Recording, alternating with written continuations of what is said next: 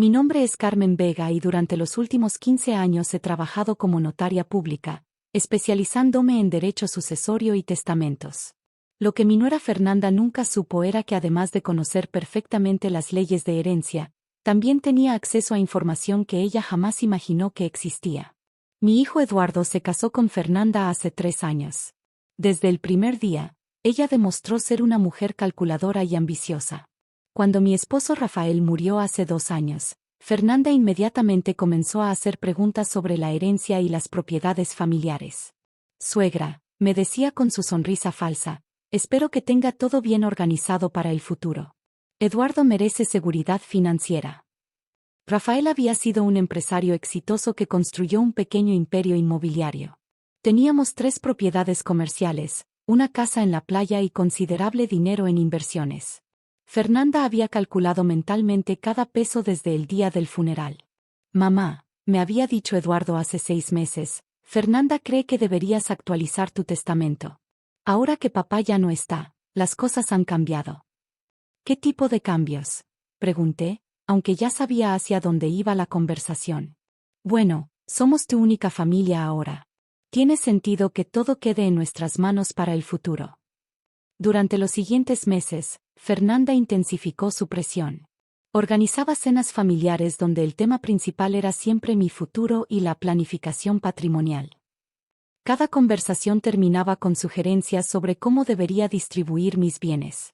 Suegra, me decía durante estas reuniones, a su edad, es importante tener todo claro. No queremos que haya problemas legales después.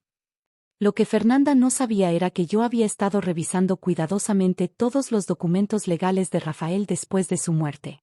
Como notaria, tenía acceso a registros que una persona común no podría consultar fácilmente. La semana pasada, mientras organizaba los papeles de Rafael, encontré algo que me dejó sin aliento. Un testamento que él había hecho sin mi conocimiento 3 meses antes de morir. El documento estaba certificado por mi colega, el notario Pérez, quien había mantenido confidencialidad absoluta según las instrucciones de mi esposo. Señora Vega, me había dicho el notario Pérez cuando finalmente lo contacté, su esposo me pidió específicamente que no revelara la existencia de este documento hasta que usted lo solicitara formalmente. El contenido del testamento de Rafael era impactante. Él había sospechado las intenciones de Fernanda desde el principio y había tomado precauciones extraordinarias para proteger nuestro patrimonio familiar. Ayer por la mañana, Fernanda me llamó con tono urgente. Suegra, necesitamos reunirnos hoy. Eduardo y yo hemos estado discutiendo su situación financiera y creemos que es tiempo de actuar. ¿Qué tipo de acción?, pregunté, aunque ya sabía lo que venía. Necesita cambiar su testamento. Hemos consultado con un abogado y él dice que la distribución actual no es la más conveniente para la familia. Acepté la reunión, pero con una condición. Está bien, pero quiero que esté presente mi notario.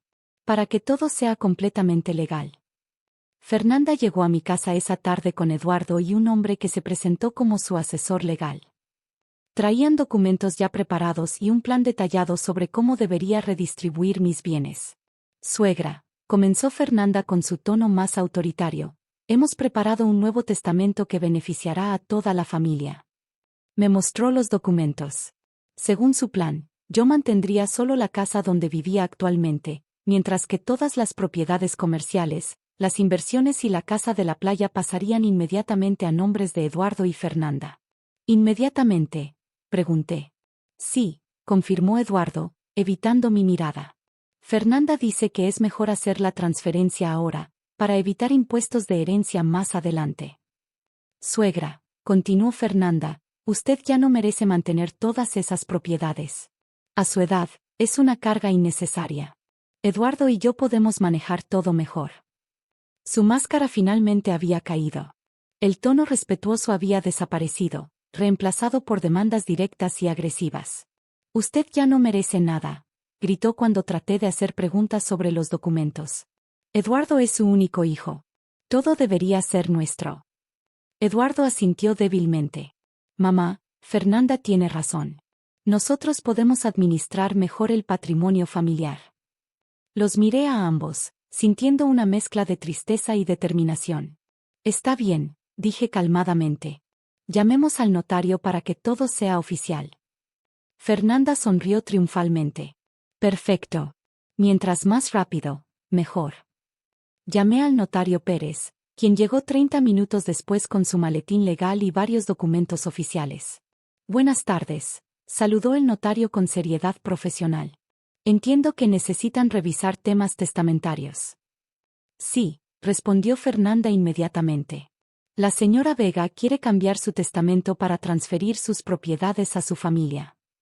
El notario Pérez me miró con una expresión que solo yo pude interpretar. Señora Vega, ¿está segura de que quiere proceder con cambios testamentarios? Absolutamente, respondí. Pero antes, creo que hay algunos documentos que debemos revisar primero. El notario asintió y abrió su maletín. Tiene razón. Hay documentos previos que afectan esta situación. Fernanda frunció el ceño. ¿Qué documentos? La señora Vega solo tiene su testamento actual. En realidad, dijo el notario Pérez sacando una carpeta gruesa, existe otro documento testamentario relevante. El testamento de don Rafael Vega, esposo de la señora Carmen. Pero ese testamento ya fue leído, protestó Fernanda. Después del funeral. Se leyó un testamento preliminar, corrigió el notario. Pero don Rafael preparó un testamento final 3 meses antes de su muerte.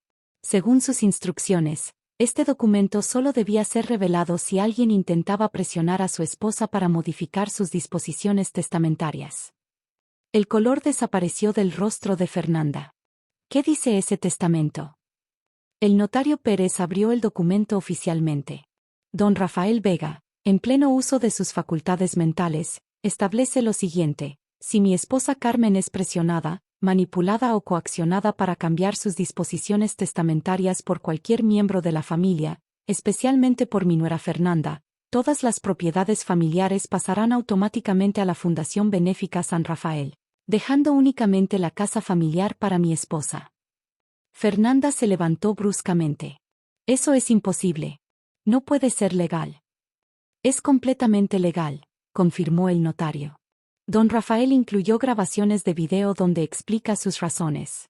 Aparentemente, había observado el comportamiento de su nuera y anticipó esta situación exacta. Eduardo palideció. ¿Papá sabía que esto iba a pasar? Su padre, continué, me dejó una carta personal explicando todo. Él vio cómo Fernanda calculaba nuestra herencia desde el primer día. Sabía que después de su muerte, ella trataría de manipularte para quitarme todo. Fernanda comenzó a gritar. Esto es una conspiración. Ustedes planearon todo esto. No, respondí calmadamente. Tu codicia planeó todo esto. Rafael simplemente se preparó para proteger el patrimonio familiar. El notario continuó leyendo.